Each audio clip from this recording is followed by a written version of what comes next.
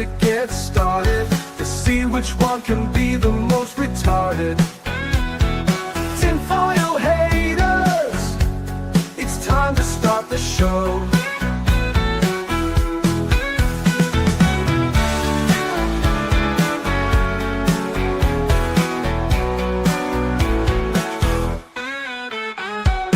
Tinfoil haters, it's time to start the show.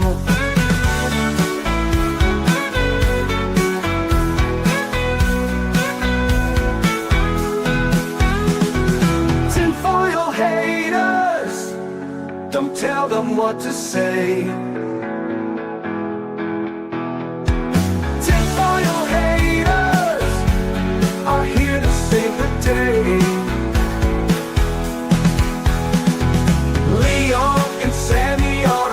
To get started to see which one can be the most retarded. Tinfoil haters, it's time to start the show. Tinfoil haters, it's time to start the show.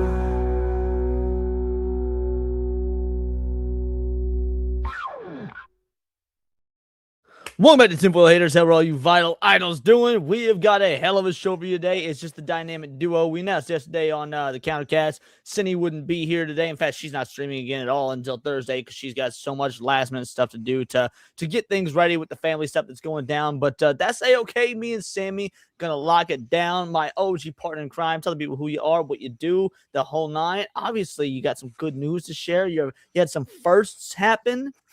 Yeah, last week got my first super chat. You love to see it. He's rolling into big bucks now. Whole $5. Spend it all in one place. But yeah, I'm Sammy. That'll get you half of a chicken in today's economy. Exactly. We're at, we're still a 20 piece, still going strong. But yeah, I'm Sammy 3P. I'm a Detroit-based musician, but you can also find me on the interwebs. Sometimes I do the news or talk about Batman, or sometimes I just watch people get arrested because it's cathartic for me. But yeah. It's nice to know, like, it's laughing at other people's pain is a joyous occasion. I love it when you see, like, it's like watching people fall. You get to see people fall, and you're like, oh, it's funny when it happens to other people.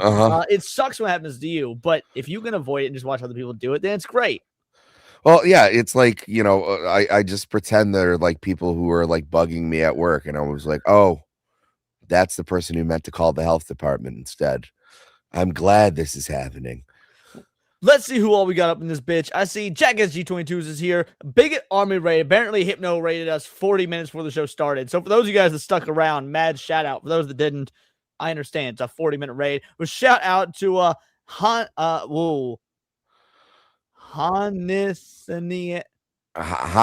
the Neanderthal. Hani the Neanderthal. Oh, it's Hani Maui. Hani Maui changed the name. Hani the Neanderthal. All right, thank you. Matt Stanford is up in this bitch. Valiant Goat is here. Jelousy, Cliff 420, Fellow Greenskin. Don't mind me lurking. Getting felt in Bloodborne. Well, you know what? That's the way to play the game. I've heard. I've never played it, but I'll be getting felted tonight in Remnant, so there's that. Representing on the kick side, we got Lithium, Lux Eterna, Johnny Boy's over here throwing up the tinfoil hats, Soul Assassin, Jake motherfucking Martin is up in this bitch. How you doing, homie? Trauma Tuna says it's the Snorkel himself. Yeah, good goddamn right. Use on Vog. No Cinnies, kick bros, cry havoc, and let slip the slurs of war. Yes, no Cinny until Thursday. She does have, like I said, she's got personal things she's got to take care of. She won't even be on her own channel till Thursday, but she will be back. Piplup is up in this bitch. How you doing? And frankly, it's kind of okay. There's no Cindy today because what we're talking about would go way over her head. Okay. Scotty G is up in this bitch. Lenny Kuhn, Lessis Games. How you doing, my man with a plan? Before we get into it, your boy got a grift. I'm going to continue advertising all the way until Friday. Remember, on Friday, Neon Leon, we are doing the Hot Ones special. The Hot Ones special, in effort to raise money for my trip to South Carolina, where me and the Real Life Fake Wizard will be putting on a massive indie games expo. Can't wait. It's going to be awesome, but your boy needs travel funds. So shout out, and remember that's this Friday. What is up, Janice Landers? Saigazon is here. What is up? Glad you guys are less sick. Glad you're sounding less sick too, Leon. I'm feeling much better this week. Last week was a struggle bus, but this week I'm feeling good. Although I'm glad you bring up sickness because we're going to be talking about a digital sickness today. We're going to talk about the digital landscape and the dangers of the digital landscape we live in with, as you can see by the title, the cyber weapon that escaped into the wild. And this is less of a conspiracy theory and more of just one of those things that I feel like not enough people know about. I only found out about it recently, and it's a crazy fucking story. Sammy, did you end up doing any research on this? Yeah, and I'm glad I did. This is super cool. And yeah, I know it sucks that Cindy's not here, but I was looking forward to the Cindy, you following this? I doubt Cindy is even here to yeah, no, she's not. Yeah, this is with all the technical jargon that's going to be used. Yeah, I know, but it's usually just fun to have her. But yeah, no, she'd be dragging her feet on this one. God love her. Jake Martin says, "I am down with the sickness." Ooh, wah, ah, ah, ah. There you go. Yeah. Ooh, wah, ah, ah, ah. Thank you, Alexis Games. I appreciate you coming in with that. But yeah, this was really cool. What was that? This was really cool. Like, well, it started out really cool. Private chat, by the way, private chat real quick, but then go on. Just want to make sure. Don't want no spoilers abound. Oh, okay. I'm glad you said something because I was just about to say something. You did your research. Continue to talk about why it's really cool, but don't. Yeah, stay off from that point. But anyway, yeah, no. It's well, one, it's like a real life thing, but two, it's just something that I would say had altruistic beginnings and then just kind of like spiraled out of control. And yeah, and we're gonna talk about those altruistic. That's a good way to put it. Altruistic beginnings, especially depending on where you fall on the political spectrum, because there is going to be some political nuance to this. There's going to be some even historical nuance to this, although it's recent history. So let's just get right into it. Today we're going to be talking about, and I didn't put it in the title because I wanted it to be a surprise. Stuxnet. I only recently found out about what this was. So here's the quick overview before we go into what actually happened. Stuxnet was the first publicly reported malware to specifically target industrial control systems devices. Stuxnet is a large and complex malware that utilized multiple behaviors, including numerous zero-day vulnerabilities, a sophisticated Windows rootkit, network infection routines. Stuxnet was discovered in 2010, with some components being used as early as November 2008. Now, the way I found out about this was, I don't even know how it came up, but I recently started learning about zero-day vulnerabilities. Do you know what a zero-day vulnerability is, Sammy boy? I only heard about it today. So zero-day vulnerabilities, they are crazy. Zero-day, also known as zero-day, is a vulnerability or security hole in a computer system unknown to its developers or anyone capable of mitigating it. Until the vulnerability is remedied, threat actors can exploit it in a zero-day exploit, a zero-day attack. Basically, what a zero-day vulnerability is, the reason it's got its name is because you have 0 days to catch it because you don't know it exists. You only know it exists because you catch it after the product has already gone live, or because the attack has already happened and you didn't know to prep for it because you didn't know the exploit existed to begin with. So the reason Stuxnet is such a crazy story, first of all, zero-day vulnerabilities, that's why we have such large cybersecurity firms and teams and like entire businesses based around like, hey, let's say I'm putting out a product, an application, a software, whatever. There might be vulnerabilities in the code. So we then send that code to these, software engineers, these cybersecurity firms. They're like, hey, you got a vulnerability here. You've got one here. You've got one here. And they catch that shit so you can, patch your code and make sure that it doesn't get, that you minimize or mitigate the corruption that could happen, from hacking, cracking, things like that. Yeah, Stuxnet found, before we get into how many zero-day exploits it targeted, on average, how many zero-day vulnerabilities do you think are found in a year? Like, if you had to guess, how many zero-day vulnerabilities do you think are found in a year? By, like, a firm like that? Yes. I'm going to go with maybe 10 tops. No, it's actually notably higher. It's not as high as I would think, but it's higher than that, but lower than I expected. I'll put it that way. Well, okay. I'll go a little Now, bit more mind you, generous. you said it. We're talking all the software that's produced on any given year, all the software, all the websites, all the code sent to these firms. Let's go. I don't know, couple hundred. Lower than that, it is 60 to 100. So on average, you will find these firms and whatnot will find 60 to 100 exploits within a year. Lessest games, funny stuff. Do we include Bethesda games in this math? Funny. We would, but we're talking about on average, and Bethesda only puts out a game on average every 7 to 10 years. So yeah, it's not in the thousands. It is 60 to 100 a year. That's I'm with Jake. Now it's not so bad. 60 to 100 a year, not bad. Most software is gonna have like if you have any at all, you've got one. Maybe two. Most don't have any, right? But because you pay people to find this stuff, but you got one, maybe two. Stuxnet exploited a Windows issue, the entire operating system, Windows, that had 4 separate 0-day vulnerabilities within it. Windows had 4 separate 0-day vulnerabilities. That is fucking insane. So you wonder, how is this done?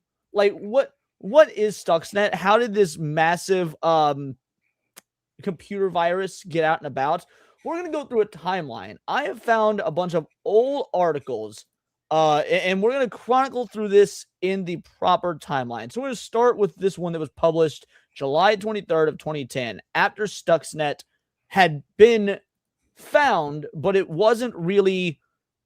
We weren't sure what it was doing. We knew it was out there. We knew it was causing issues, but we didn't really know. Or this thing is, it was causing issues, but they were minimal. So the story is the way, before we even get into the Stuxnet still affecting the Middle East, there was these tech companies, or really just companies in general, anyone that had a Windows infrastructure, which is most companies. There was a large influx starting in like 2009, early 2010. There was this large influx of companies calling because their computers would just start rebooting. That's all it was. That's all it was. The computers there was no slowness, there was no lag, there was no data being stolen, nothing. Their computers just rebooting. And after, shout out Melly, thanks for the follow over on Kick, you absolute legend. How have you not heard before in the line? How big is the rock you live under? Well, funnily enough, I don't know how I never heard about it. I worked in IT for 7 years. Before doing YouTube full time, I worked in IT for 7 years, and I'd never heard of Stuxnet. Other members of your family are in IT as well. Yeah, my grandfather did IT, my dad did IT, I did IT, and I had never heard of Stuxnet. But I think there's a reason, and you'll understand the reason why I think a lot of people haven't heard of Stuxnet. Anyway, so, but that's all it was. These different companies, different corporations, their computers just kept rebooting. They're calling their internal IT teams. They can't figure anything out. They're moving over. They're bringing in external help. And then eventually there's this IT firm in Belarus, which realizes this is malware. This is malware that's expanded into the global level. How is that possible? So, Duckmon, thank you for the 10 jewels, homie. So now we get into this article from the New York Times. Why is Cindy on the thumbnail and not here? False advertising, 1 out of 10 would not recommend. Cindy isn't here today, but she's part of the crew. So even in episodes where she doesn't show up, she's on the thumbnail. So we're going to read through this. I said this is one of the earliest reportings of it, but this is an archive from Forbes. Over the past few days, a piece of malware known as Stuxnet has played out in many of the fears of critical infrastructure owners around the world. The spy program is a sophisticated rootkit designed to... Now, by the way, it was updated April 24th, 2013. It was not known at the time of the original publishing on July 23rd, 2010 that it was a spy program. Sophisticated rootkit designed to steal data from SCADA networks, the type of software that control energy, utilities, transportation, and other vital systems. That makes it the first publicly known threat, aside from the occasional unattributed reports to target long, vulnerable infrastructure systems.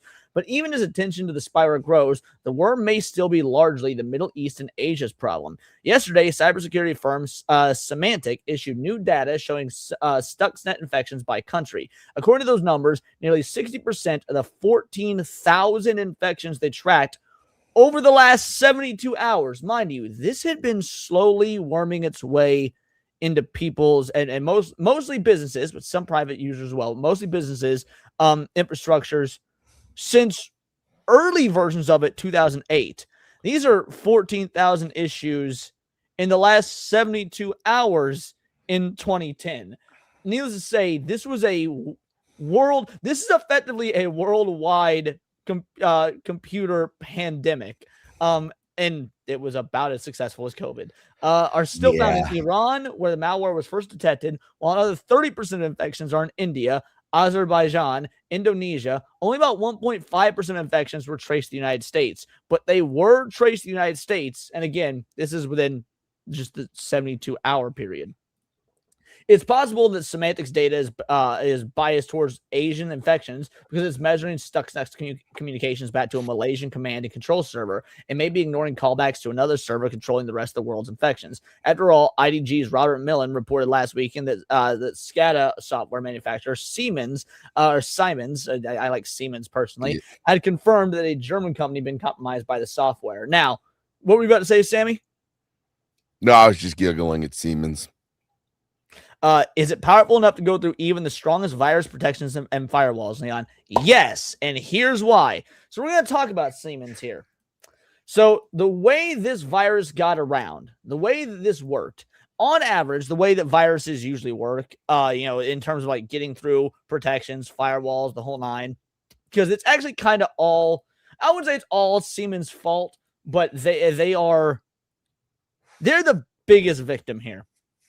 So usually the way that these viruses work and the way that these sorts of malware travel and infect things is they use fake encryption keys. Let's say you got a program. Let's say you're doing a Windows install, right? We've all done a Windows install here. We've all built our own PCs.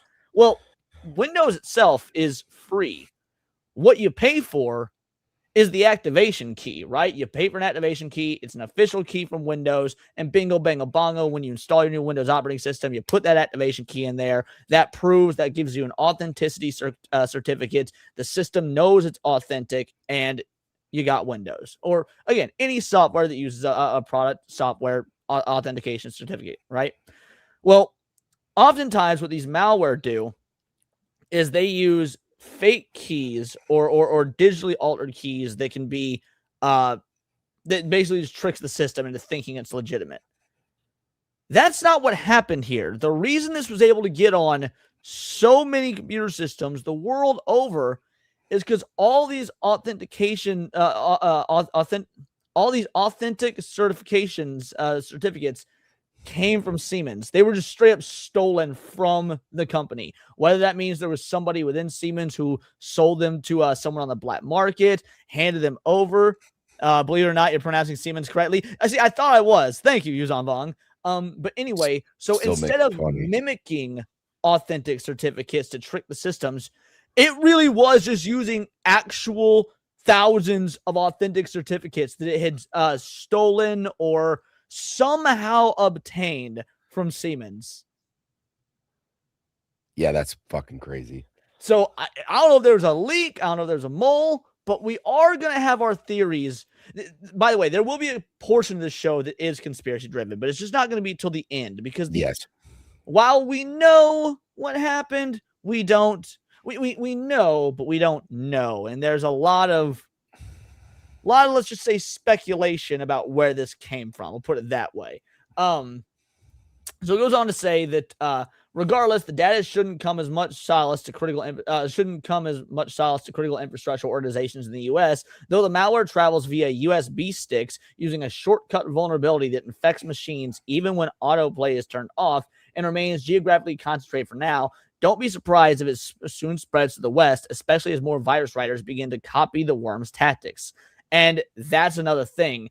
If this is on your system, right? If you have this on your system and you plug a USB stick into any infected device, the way this virus was made was that it automatically puts itself on that USB stick, and the next thing you plug a USB stick into, it automatically uploads to that computer. Literally zero activation, zero input. What it was 100% automated, which crazy. is fucking crazy. Yeah. So now we're at this point where you've got contaminated network devices all over the Middle East, all over Asia, plenty of it in America, not to near the same extent, but plenty of it in America. And then we move on to this right here. Now, this is from October 1st of 2010. This is the Stuxnet dossier.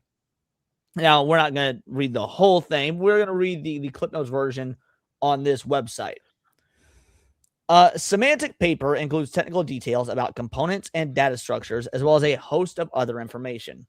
We're pleased to announce that we've compiled the results of many weeks of fast-paced analysis of Stuxnet into a white paper entitled the W32 Stuxnet Dossier. On top of finding elements we described in the ongoing Stuxnet Summer blog series, you will find all technical details about the threats, components, and data structures, as well as high-level information, including attack scenario and timeline, infection statistics, malware architecture, description of all exporter routines, injection techniques and antivirus, the RPC component, propagation methods, command and control feature, the PLC infector. The paper is scheduled to be delivered. We don't care about that. Our investigations into Stuxnet started July 13th of this year, 2010, when the Semantic Security Response Team began a journey full of surprises, wrong turns, frustrating moments, and moments of validation. Virus Blokada, a security company in Belarus, announced they found a new interesting malware sample using an unpatched vulnerability to spread to removable drives, and much of the media focused on zero-day vulnerability. Again, I don't know if they just didn't know at the time of posting this on October 10th, or if they're trying to downplay it. It was not one vulnerability. It was 4. However, there was much more. Soon people began describing a threat known as Stuxnet as a tool for cyber espionage, stealing design data for industrial control systems such as gas pipelines and power plants. Now, Sammy, as somebody that kind of works in the sector that deals with some of this stuff, what are your thoughts here? Because, I mean, you work with zoning and property and sort of the. Now, do you do it just at the individual level, or do you do it at the business level as well? Oh, I mean, yeah, businesses have to submit their stuff to us daily. I mean, so yeah. Do you have any sort of training, or I was gonna say corporate training, but you work for the government, despite the fact that you're a libertarian. So, do you ever have to do any cybersecurity stuff? What to watch out for? Is that part of your yearly? Oh my God, yeah, and our IT will send us fake phishing emails. I think it's 2 to 3 a day that we have to correctly identify. Yeah, we used to do that at my job as well. And if you just start skipping them, then they start to get angry at you and be like, "No, you need to identify it." And it was or just delete it like we would do with a regular phishing email. But none of what your IT team saying, "Hey, watch out for," whatnot, could protect you from this. Literally nothing at all. Sammy's like Ron Swanson, work in the belly of the beast. Exactly. What up, Aztec? How you doing, homie? But yeah, we also have training. There's certain plans we would call, if they were attacked, we call them soft terrorism events. That's okay. Wait, what's the difference between soft terrorism and hard terrorism? Because I want to know what this would be considered. Okay, because no one's getting blown up. No one's getting killed, but if you shut down a wastewater facility, it's going to jam up the works for everything else. So then, yes, this would be considered what eventually would go on to happen would be considered an act of soft terrorism. Then, yes, because mind you, right now at this point in the timeline, nothing bad's happening to all these computer systems, all these thousands upon thousands of infected computers. Nothing is bad. Nothing bad is happening beyond the systems rebooting. Now, the malware has the capability for stealing design data for industrial control systems such as gas pipelines, power, but it's not actually doing that, at least not that anyone can find. It's just occasionally causing computers to reboot. Again, weird, but not fatal. Stuxnet then had difficulty shedding those initial reports, with mostly only noting the use of a zero-day exploit and its ability to potentially steal design documents. Only more recently did the general public realize Stuxnet's ultimate goal was to sabotage an industrial control system. Analyzing Stuxnet has been one of the most challenging issues we've worked on. The code is sophisticated, incredibly large, required numerous experts in different fields, and is mostly bug-free, which is rare for your average piece of malware. Now, let's since this is tinfoil haters, let's start being conspiratorial now. Yo, shout out Hypno. When they say that it is incredibly large, sophisticated, incredibly large, required numerous experts in different fields, and mostly bug-free, which is rare for your average piece of malware, what does that make you think? What sort of organization or group of people or terrorists or hackers, anything, would be able to put together something like this? Well, it's something organized, but it's an act of espionage. So like anyone could, any big organization could realistically do this. So Les's Games says CIA. Yuzan Long says U.S. government. Jay Martin says government sponsored. Yep, absolutely. Yeah, that's exactly. No one is getting blown up. Man jinx himself. That is 100% the takeaway here, is that something like this wasn't just like the dudes that made the I Love You virus, for example, right? The I Love You virus from the 90s. That was some dudes basically just like causing chaos and causing mayhem for the fucking love of the game. This had years of planning. This code was developed with the utmost care for one specific reason, for one job. This is assuming the government can create anything efficiently. Fair enough. Sebrew says China, most likely. China would have the means to do this. Absolutely. Sounds like government funded cyber terrorists. Seabrew's getting on stuff. Have you seen what Israel tech firm government do to subjugate Palestinians? Funnily enough, I don't give a fuck. Palestinians are animals. And that's all I'll say on that. And we're moving on.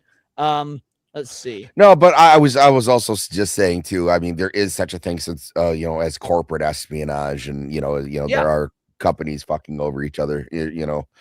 It's not just solely something that would be done by a government agency. It more than likely is, but it's not out of the realm of possibility that someone might want to screw over their competitor with such a thing.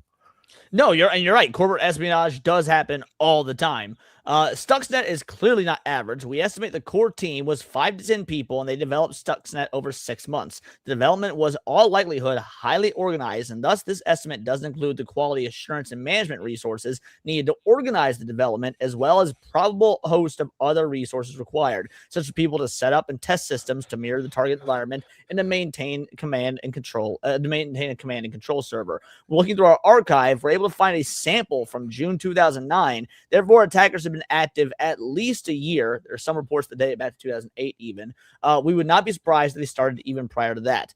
Typical threats attack virtual or individual assets like credit card numbers. The real-world implication of Stuxnet are beyond any threat we've seen in the past, and despite the exciting challenge in reverse engineering Stuxnet and understanding its purpose, Stuxnet is the type of threat we hope to never see again. In addition, we want to acknowledge the entire semantic security response team. Analyzing Stuxnet was a huge effort that involved many individuals who worked tirelessly to uncover Stuxnet's ultimate motivation. Without each individual's contribution, our exclusive analysis would have not been possible. Finally, we believe that we've uncovered all major and even minor details of Stuxnet. The ultimate target of Stuxnet remains unknown. Again, at the time of this writing, as we're going in the timeline, this was October 1st, 2010. They definitely made their target known. We're just not there yet. We go on. No, I'm just agreeing. I'm just excited to see where to get to the big lead. So we have reversed and extracted all the STL code used, but the STL code does not provide any context of what it's controlling and of what it is controlling in the real world. For those not familiar with ICS systems, essentially the STL code will set a certain address to a number. But when it's behind the address, a pump, a centrifuge, a conveyor belt cannot be seen from the code. So basically what this is saying is that this thing can control all manner of any electronic device. Think about your your Ford, what are they called? Not warehouses, shit. Like assembly lines. Okay. You're sorry, random, I wasn't following. No, you're good. You ran like Ford or Chevy assembly line. If this Stuxnet virus got infected that particular center, it would have the ability to take control of any of the robotic or mechanical assembly line pieces that are on some sort of network that are controlled by a computer. However, we suspect there might be some common constructs, such as certain values you'd only see when activating a centrifuge versus a pump used in STL coding that might give more clues to the target. Therefore, if you're a verifiable expert in STL coding that has worked in multiple critical infrastructure industries and coded large STL programs for large industrial control systems in these multiple industries and wish to help, please contact me. And then there's the information here. So, and then Threat Hunter Team, I dig what they're doing for their About the Author all the way back in 2010. This makes me so happy. Now, let's get to where they're going with this. But before we do, I'm going to give you another timeline of events. So Stuxnet first popped up in Indonesia. There's weird malware outbreak in Indonesia. All right. That's odd, but like it's fucking Indonesia. Who cares? From Indonesia, it moves to India. India gets hit next. All right. So you can see this virus is spreading. Then Azerbaijan gets infected. Then after Azerbaijan, the U.S. Now that's a whole ass other continent away. Like we're starting with a relatively centrally located area. You've got like East Asia, the Middle East, but then it jumps to the U.S. And then that is when we get these reports of it realizing that it hunts the industrial infrastructure. But now we found the target, the actual target, and this is where it gets wild. This is the Natanz Enrichment Complex. Who here knows what the Natanz Enrichment Complex is? Sammy, care to tell the world? Oh, gee. It's a place for enriching uranium in Iran. Yup.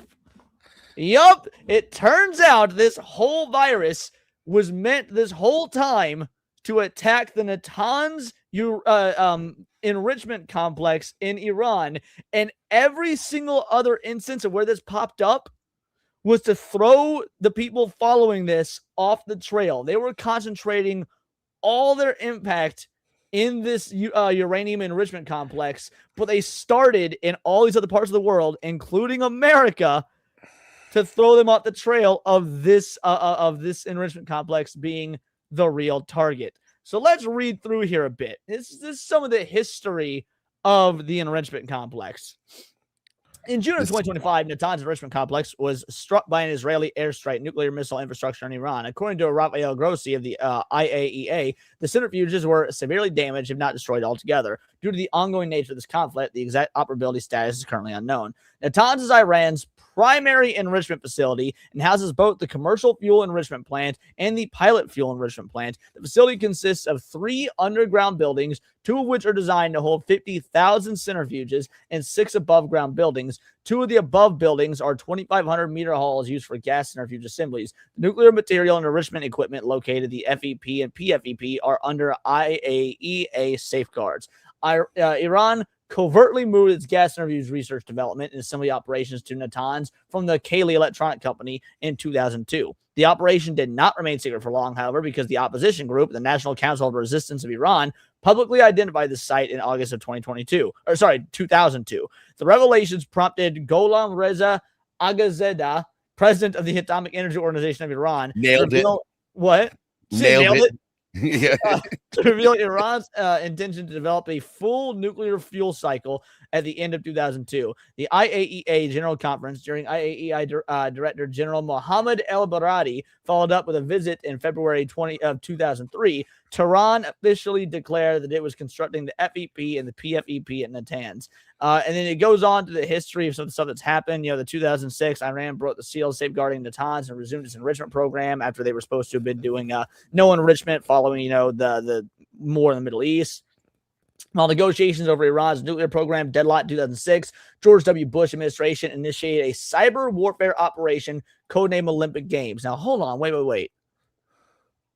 With negotiations over Iran's nuclear program deadlocked in 2006, George W. Bush initiated a cyber warfare operation codenamed Olympic Games, aimed at sabotaging Iran's growing enrichment activities through a slow barrage of cyber strikes.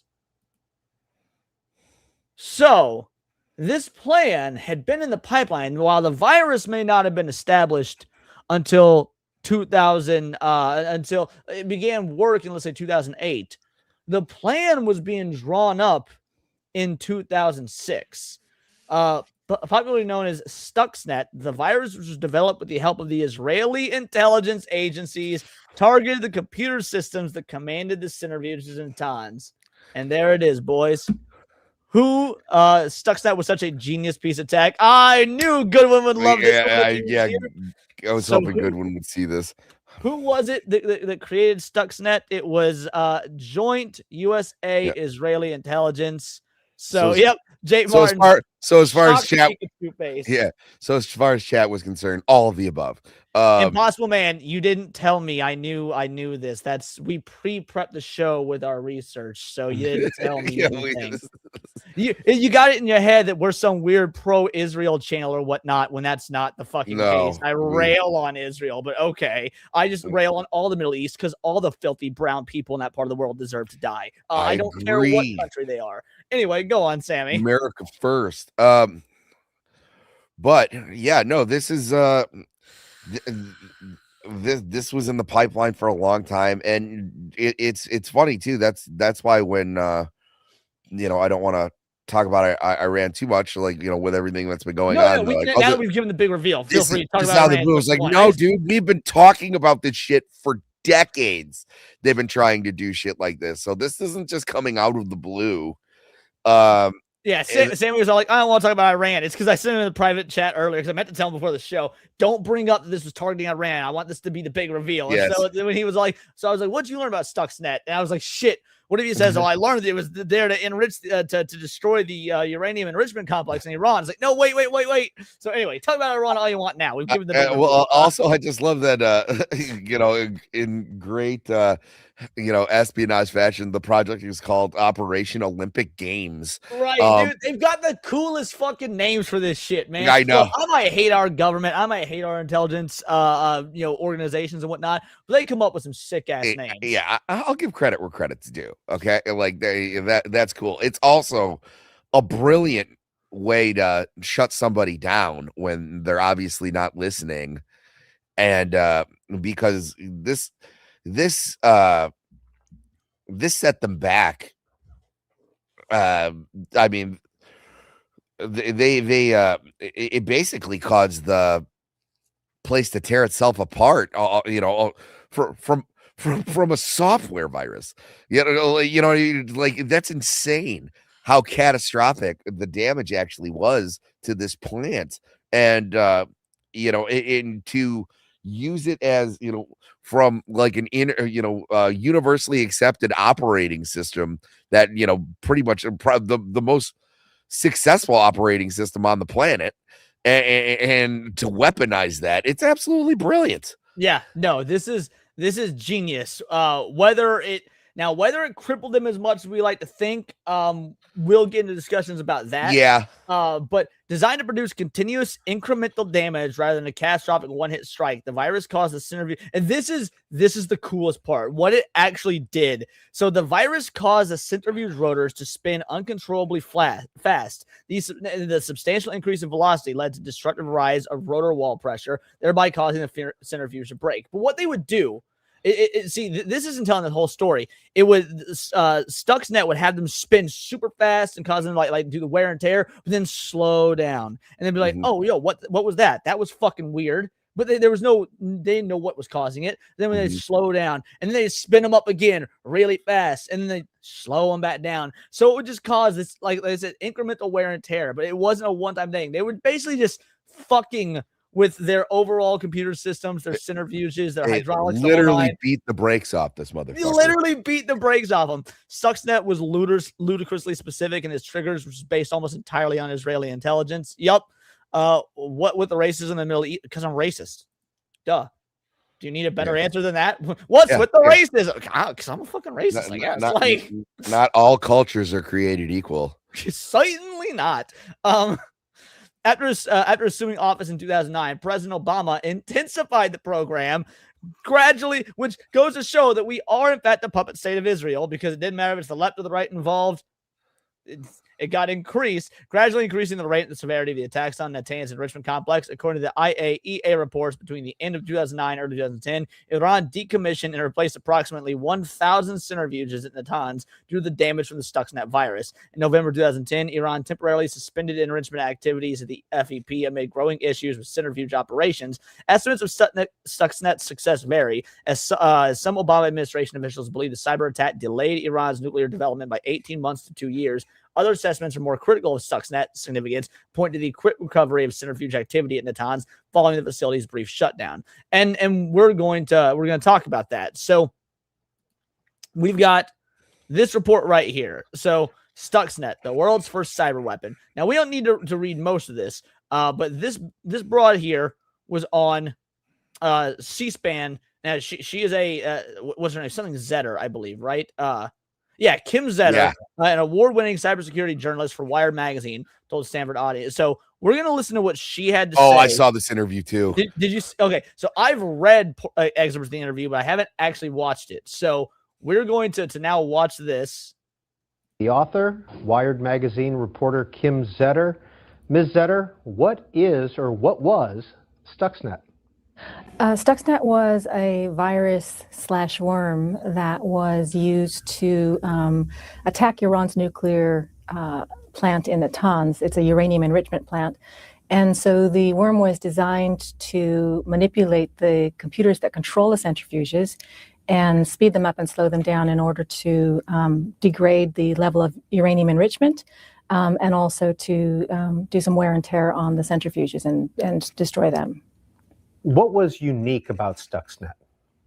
Well, Stuxnet was really sophisticated. It's first of all, I guess the most unique thing is that this was a virus that was designed to physically destroy something. So in the past, we've seen malware that steals passwords, that steals credit card numbers, things like that. But we've never seen something that was designed to physically destroy, essentially leap out. I would like to say, because Zach brings up a good point, a woman talking about coding. You know she probably knows what she's talking about on account of she's unattractive. Since it is a fucking low, mid to ugly broad talking about it, you know she probably actually has a good idea of what she's talking about. Yeah. Out of the digital world into the physical realm and has some kind of kinetic activity. Right. So that was the first thing that made Stuxnet unique. Other than that, it was really sophisticated. It was, as I mentioned, it's designed to increase and slow the speed of the centrifuges. But while it was doing that, it also did this remarkable no coders wearing that scarf. Hey, look, if you're going to be on C-SPAN, you got to dress like a professional. Yeah. And also look at that neck. Yeah, dude. Yeah. Like you know how we were talking recently about the, I didn't save it for TFH because it was just such a huge story. We had to talk about it literally the next day on Neon Leon. But like the dude who had the potential CIA mask on Fox News, did you see that? Yes. The ex-naval admiral or whatever it was, like she's also got a serious case of CIA mask neck going on right here. Yeah, so she does. Unfortunately, like a dumb woman, she's not wearing the scarf properly to actually cover that up. So if anything, it's bringing more attention to it. She looks kind of like a skinnier Kathy Bates. I can see it. Yeah, or a fatter who's the girl from the first Indiana Jones. The girl that played Marion? Yes. Yeah, I can see Marion a bit in the eyes. The operators at the plant think that the operations were perfectly normal. So what it did was it recorded normal activity on the computers first, and then it played back that normal activity to the monitoring machines when Stuxnet was actually doing the sabotage. So yes, Karen Allen, that was her name. Thank you. I was really Thank kicking myself that I couldn't remember her name. that was something remarkable about it. And one more thing that was remarkable was that Stuxnet used what are called 0 days, 50 days to spread. And a 0 day. Wait, everything I read said 4. If it was 5, and Goodwin, knowing you might know the answer. Did it use 4 0-day vulnerabilities or 5? Because everything I read said 4 0 days. But if there was a 5th, that's actually news to me that I'm learning right now live. Well, it was, what was it, 4 0-day vulnerabilities with Windows? It might be Oh, you're saying one of the other program, there could have been another program like as well. like Siemens Step 7 or something like that. There might have been another. Gotcha. Yeah, by the way, I meant to bring that up. Thanks for bringing Siemens back up. So here's the question: how did they get all those security authenticators from Siemens? My question is, my assumption is that I was thinking it was 5. It's been a while since I thought about Stuxnet. Okay, fair enough. My assumption is that either Siemens is like, yeah, we don't know how they got those codes, because they can't just come out and say either Mossad or the CIA or some form of intelligence agency said, give us those codes. Like, that's my assumption. I don't know how correct I am. If it's and that's what, CIA, they probably gave it to him. Either Mossad or CIA, they probably just fucking gave it to him. But then when all the press and stuff was going on, like, they can't just come out and say, yeah, the CIA came to us and demanded a bunch of authentication codes, and so we gave it to them. Which is why it was, kept under wraps for so long. Because unless I'm mistaken, the CIA and Mossad and whatnot information didn't come to light until about 2013, about 3 years after this all happened. But maybe I'm incorrect on my timeline there. It gets fuzzy near the end because a lot of shit starts happening at once. Is a vulnerability in software that's unknown to the software vendor, so therefore no patch exists. And 0 days tend to be fairly rare, and they're also time-consuming and expensive to find for the vulnerabilities and also to develop exploits for them. So generally, we see maybe 1 0 day used in an attack, and this one used 5 0 days. Where and how was Stuxnet developed, and by whom? Well, oh no, I didn't mean to do that. Shit, go back. I was going to be like, they did it again. They did it again. The author required in the U.S. and how was Stuxnet developed? And I was trying to pause it because I want to see when this. All right, so this is from 2015. So where and how is it developed? I wanted to see if they're going to straight up say it was Israel and the CIA. And by whom? Well, we believe it was developed by the U.S. and Israel, and it was tested both here in the U.S. and in Israel. Where and how, this was a process that took a number of years to develop. There were multiple teams working on it. We had to have separate teams working on the actual centrifuges to determine the effect that Stuxnet would have on them. So in that regard, that requires material scientists to examine the centrifuges, how speeding them up would affect them, how slowing them down would affect them. Then you have a team that is looking at the Siemens controllers, the computers that are controlling the centrifuges, and you need to find vulnerabilities in that, and you need to find ways of getting your worm onto the system and in a way that will hide it so no one can discover it. And then you had a third team that was developing the spreading mechanisms, the 0 days and things like that. Now, remind you, the initial report that we read from 2010, when they were doing when the Belarus IT firm said they were doing the Stuxnet dossier, thought that this was a team of 5 to 10 people. With everything that she's describing, yeah, maybe 5 to 10 people wrote the code, but clearly this was a far, far larger operation than 5 to 10 people overall. Oh yeah, absolutely. And then even getting it into the facility. Well, the way it was, hey, shout out, how you doing? Yeah, appreciate you, homie. The way that I could be misremembering on this. I think the way that it was theorized, they got it into the facility, because it's important to know that that the Natanz enrichment location was completely off the grid in terms of outside connectivity to the internet. It only had intranet. It only had its own self connection effectively. Yeah. So somebody would have had to physically bring in a USB drive and sneak it in. So I think the prevailing theory is that they had some team, probably Mossad or probably some like defectors from Iran, something like that, come in as like maintenance or something to that effect and put the USB devices in there. They most likely seed it with USB drives, right? Yeah, no, they I believe they sent like a Dutch guy who's like doing maintenance. Like he basically had clearance to be on the facility, and he then yes. And we talking about Skynet. No, and then that's funnily Sorry, enough, a year later he died in a motorcycle accident.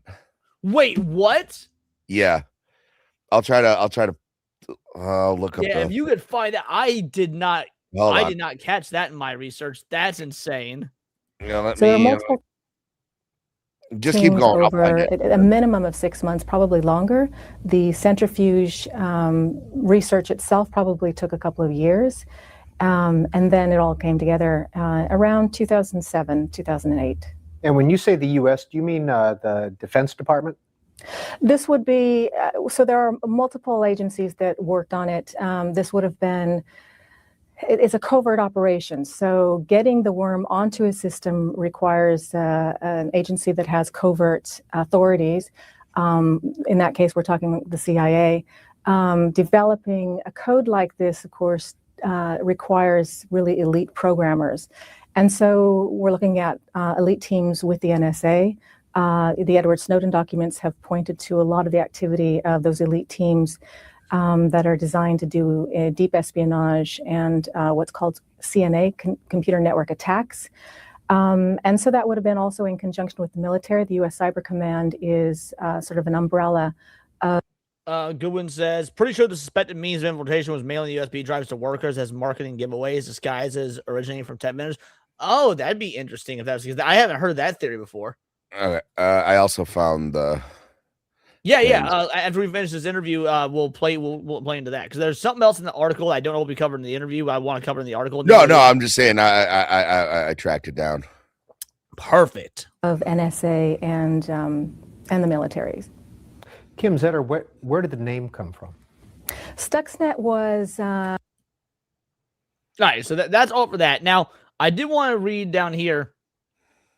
It says, the effectiveness of the world's first cyber weapon remains subject to debate. The most optimistic assessment of Stuxnet is that it delayed and slowed Iran's uranium development enough to dissuade Israel from unilaterally striking the country and afforded time for intelligence and diplomatic efforts. Stuxnet contributed to the dissension and frustration among upper ranks of Iran's government. Head of Iran's nuclear program was replaced and bought time for harsh economic sanctions to impact the Iranian public, which Iran did actually initiate a retaliatory cyber warfare event after this, which may or may not be covered in a later episode. We'll see. Stuxnet, and this is a quote, Stuxnet actually had very little effect on Iran's nuclear program, said Zetter. It was premature. It could have had a much bigger effect if the attackers waited. Iran still made a net gain in their uranium stockpile while being attacked, and they are updating their centrifuges, which would make Stuxnet obsolete. The more unsettling parts of Zetter's book catalog, and then here it is. The Obama administration has publicly announced that shoring up infrastructure security is a top priority. Zetter finds this ironic because unleashing Stuxnet has opened the U.S. up to attacks using the same malware, which I don't know if the U.S. got affected, but I know several other countries, and I think Israel was one of them, did. When you launch a cyber weapon, you don't just send the weapon to your enemies. You send the intellectual property that created it and the ability to launch that weapon back against you, right, Zetter? Marcus Ronham, one of the early innovators of a computer firewall, called Stuxnet a stone throw by people who live in a glass house. More broadly, Stuxnet heralded an era of cyber warfare that could prove to be more destructive than the nuclear era. For Zetter, this is also irony because use of cyber weapons to combat nuclear weapons. She quotes Kenneth Benedict, the executive director of the Bulletin of the Atomic Scientists, pointing out, the first acknowledged military use of cyber warfare is ostensibly to prevent the spread of nuclear weapons. A new age of mass destruction will begin in an effort to close the chapter of the first age of mass destruction. And then she says, the U.S. lost the moral high ground when it could tell other countries not to use digital weapons to resolve disputes. Zetter said, no one's been killed by cyber attack, but I think it's only a matter of time. Here's where I want to have the conversation. Fuck this bitch. So earlier Les was saying this sounds like a lot of half-truths and stuff. This is where I want to say, fuck this bitch. The U.S. lost the moral high ground where no, fuck that. We are the moral high ground. Why? Because we are the global hegemony. Who's going to tell us no? Who's going to say you can't do X, Y, Z? And they can say that, but what the fuck are they actually going to do about it? If we want to conduct, cyber attacks, we're gonna fucking do it because we're goddamn America. But anyway, stop us. Stop us. Go ahead. Windows the era could auto mount USB drives and auto run files if they existed. Microsoft was setting up the security. Yes, that is correct. Yeah, we were talking about that earlier. People, I don't know if you were here yet. But yeah, so the idea that, like, first of all, if we weren't gonna be the first to do it, China was, or Russia was, or Devil Red just said it. China was already doing cyber attacks at that time. Exactly. Yeah, I was gonna say that. Like America's the only dude. That was where I was gonna go with this. Leon's not a moral high ground. That's a power high ground. No. There's no. I disagree. I don't think that might makes right, but I do think that might makes. Might makes. And so that means we get to make our own morals with might. Anyway, go on. What were you saying, Sammy? No, I was agreeing. I was like, a lot of these people, and now they're suffering the consequences from being pussies. It was like, they take all our money and they want us to police the world, and then they bitch when we do it. So I was like, I don't like how you're doing it, like, or it was like NATO was like a perfect example, and and all of a sudden Trump's like, maybe we put a lot more into NATO than we get out of it, and it was like, we do. This is objectively correct. Yes. All right, Sammy, pull up. Go ahead and share your screen with what you found.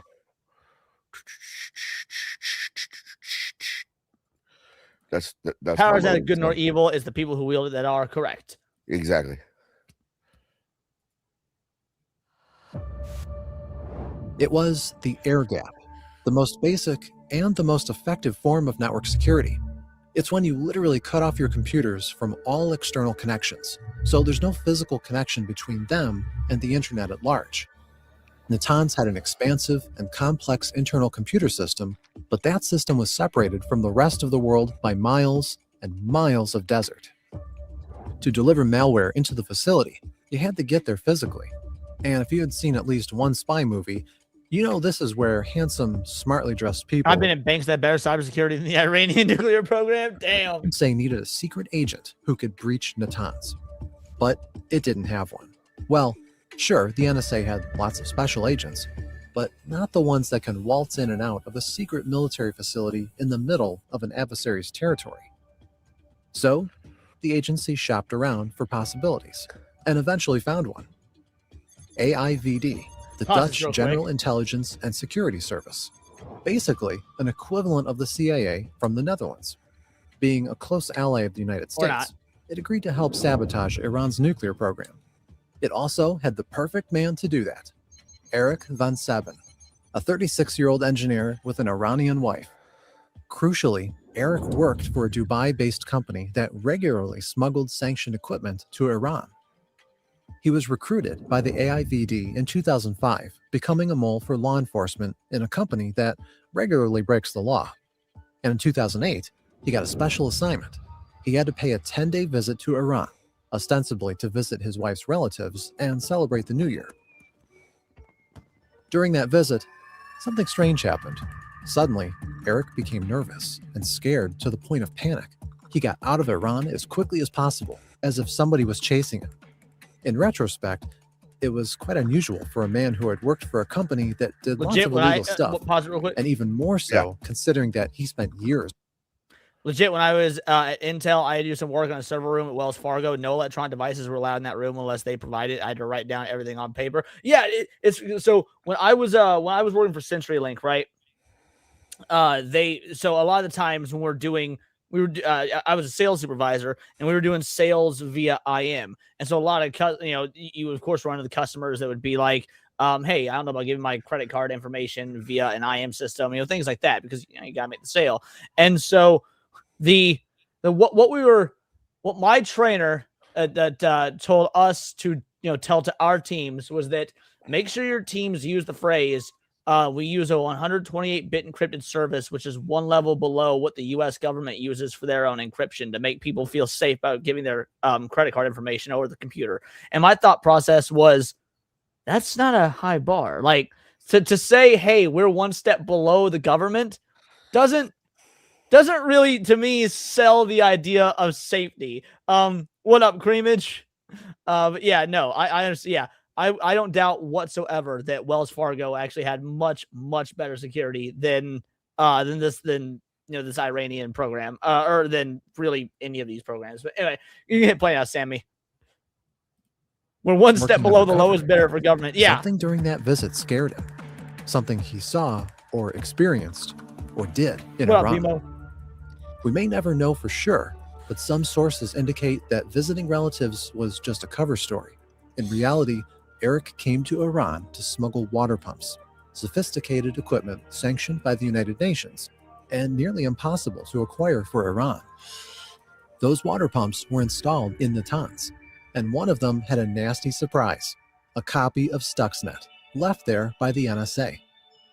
According to Dutch Special Services, the Americans didn't even notify AIVD about this mission. They just used their spy to gain access to Iran's nuclear facility, which eventually led to a bit of a diplomatic clash between the US and the Netherlands. As for Eric himself, his nervousness and a hasty flight from Iran shows that he most likely knew what happened, or at least suspected something. Whatever the case, he didn't have much time left. Several weeks later, in January 2009, Eric was riding his motorcycle through Sharjah near Dubai. Suddenly, he lost control of the machine and fell. In a matter of seconds, his neck was broken, and the Dutch secret agent was no more. Damn.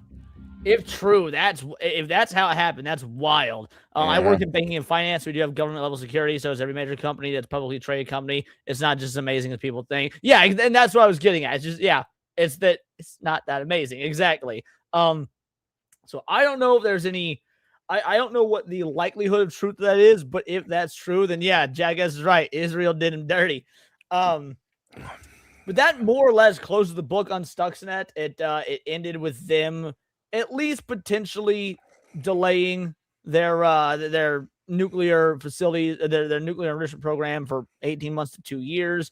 It did end up, testing their resolve, and they created some counter malware that they did end up spreading out and sending to other regions and governments. But this was supposed to be just about Stuxnet, and I know this is one of our shorter episodes, but man, this is a crazy story that, again, maybe it is a common knowledge, but it's one that I was not familiar with. And when I was learning about it, I know companies boast security is way better than the joke of the USGs. But I just thought that, I guess the question then ends on, if this was what was happening in 2008, 2010, what level of cyber warfare are we at now with here in 2026? It's kind of frightening to know, because if they were shutting down nuclear power plants in 2010, what are we doing in 2026? Yeah. And I would love to hear what you guys have to think. The louder the voice, the more insecure they are, right? They can be. I can't help but feel that we've left a familiar feeling that we only know what we're permitted to know about Stuxnet. I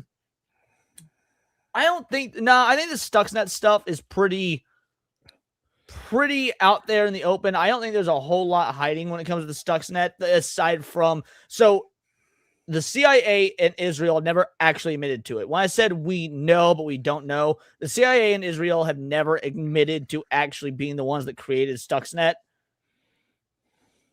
What other options are there? Like what other options are there? Again, I don't. We're the battle of AIs now. That I agree with. Yes. I can't think of any couple other college kids, just screwing around. Yeah. I can't all think... infiltrated this completely isolated desert facility that you had to have special clearance to get into. Yeah, no, of course it was. Well, we certainly didn't learn the lesson about the importance of a proper air gap security, given the preponderance of stupid shit like IoT. Hell, a French aircraft carrier was able to be located. I'm not familiar with that, but if you want to enlighten me via a DM later, that could be very interesting to look into, because I'm not familiar with that one. I think some dumbass seaman wearing a fitness device. No way. Was it? Was he wearing something that was like connected to the Wi-Fi network? He was wearing. You say he was wearing a fitness device. Was it connected to the Wi-Fi network so they were able to get in via the Wi-Fi on his fitness device? They wanted to hook your toaster up to the. Yeah, I know. I was making jokes with Sevy the other day. Who the fuck needs a smart fridge? She was showing me this smart fridge she wanted to buy because it was Hello Kitty, and I know she was joking. She's not gonna buy a $3,500 fucking fridge. But like, who the fuck needs their fridge hooked up to the goddamn internet? It's a fucking fridge. It tells you what's inside it before you open it. I don't need the fridge to tell me if the apples went bad. I can open the fridge and see if the apples went bad. Some people might need that. Use a service that would show your exercise routine location on a public site. My washer wants a password. Only reason it's a smart fridge is if it plays Doom. I just want toast. How else am I supposed to play Skyrim on my fridge? How do you think so much doxing happens on these damn appliances, the internet? Right. Dude, it drives me crazy. It drives me fucking crazy. If I ever get a smart toaster, it's because I'm going to be taking a smart toaster bath. That's what I'm going to be doing with it. Terminator, Skynet type shit. Yeah. My washer's password is stepsister. Oh no. God, y'all are the fucking best. Alrighty. Smart home, dumb owner. Your milk will expire in 3 days. Would you like to place an order? It's amazing people are willing to give up for a modicum amount of convenience. I can't even see how it's more convenient. I cannot see how a smart fridge is more convenient than just opening the fridge. Yep, I have no words. Like I said, they'll give you like all this cope, like, oh, you could see what's inside it without opening it. That saves energy. It was like, yeah, but you're also overcomplicating things to a point. Like, just like you said, just look in the fridge. Just letting you know that back in 2011, the Chinese were caught putting spy chips on all devices made in China. All printers and fax machines are and still compromised to this day. Printer firmware updates are then phoning home to their servers to upload everything in printer and fax that are printed to communicate with. We had to unplug all printers, wait for the tech guys to look at our printer and fax machines. That is, so I feel like I'd heard of that first part where, they were putting spying chips in all devices made in China. Mm-hmm. I didn't know it the second. That's insane. What's next? The toilet needs a Wi-Fi connection. They already have those. Do they really? They have Wi-Fi toilets? They have smart toilets, yes. Remember when Google had a software update that disabled hundreds of thousands of smartphones? Yes, that I do remember. You know what also works? Windows. Can my toaster play Crisis is a diabolical comment. To make a fridge with a hard, clear plastic glass. My parents have it on physical separate network from them. They won't let me take out the mic, though. Fridge telling you you're eating too much red meat and not enough bugs. Oh, god damn, you're probably right. Yeah. All righty, crew. We're going to pack it in and wrap it up here. I will be, we'll let Sammy go first. Sammy, tell people who you are, what you do, what you got going on, the whole nine. Oh, just regular schedules. Cave Cast will be back this weekend. I couldn't do it last week. It was my mother's birthday. So, good a reason to miss as any, but we'll be back. And then no news this weekend. I'll probably be on with Vagabond on I Swear It's Not Hentai. And I don't know. I'll be joining that show at some point. I just need to do it on a Sunday where I haven't hit tier 3 because I can't wait to do. It'll be right up your alley, dude. It's a great time. But other than that, you can see me bouncing around on different friends' channels. This story was one of the most outrage-inducing stories I ever covered. Amazon disabled accounts of people they thought were racist and ended up disabling Ring cameras, internet-controlled locks on their doors. Yeah, the dude was locked out. By the way, not only did the dude have his entire Amazon Prime service and whatnot shut down for being racist, he wasn't actually even racist. The fucking Alexa or whatever it was misheard him and thought he said the N-bomb. Alrighty. 2 nuclear powers are demanding Iran to have nuclear weapons. Demanding, you mean to not have nuclear weapons. And correct, because might makes. As for me, videos and streams every day. I'll be back tomorrow with the lunch hour stream at 1 o'clock p.m. Central Standard Time. And then over on my gaming channel tonight, Glitch in Paradise, which Jake has so kindly dropped the link for. So if you guys are not subscribed to my gaming channel, check that out. Me and Hypno are diving back into Remnant. We didn't play it all last week because I was feeling incredibly under the weather, but I'm back. I'm in great health. Even got a whole new fresh thumbnail made for it, already packaged together. We're getting further into Remnant. It's going to be a great time. And then I will see you guys throughout the week. Japanese do love their smart toilets. They very well might. Videos and streams every day. I need to set up a raid real quick. I've forgotten to do that. So let's see who is live. I know on YouTube we're raiding Sevi. I don't know who we're raiding on Kick, and we might just raid her on Kick as well. It depends. Because she is playing the new James Bond game, 007 First Light. Spoiler alert, by the way, at least by my estimation, it's not James fucking Bond. That being said, maybe it's a good game. Who knows? So I'm going to route you all over there to watch her. I want you all to say Vital Idol Raid. She's an absolute legend, and I do love her very much. As far as, and yep, no one else seems to be live, so we're going to also rate her over there on Kick. And until next time, it is all here in the Nerdosphere, and this has been Words of Paradise. Thank you so much, crew.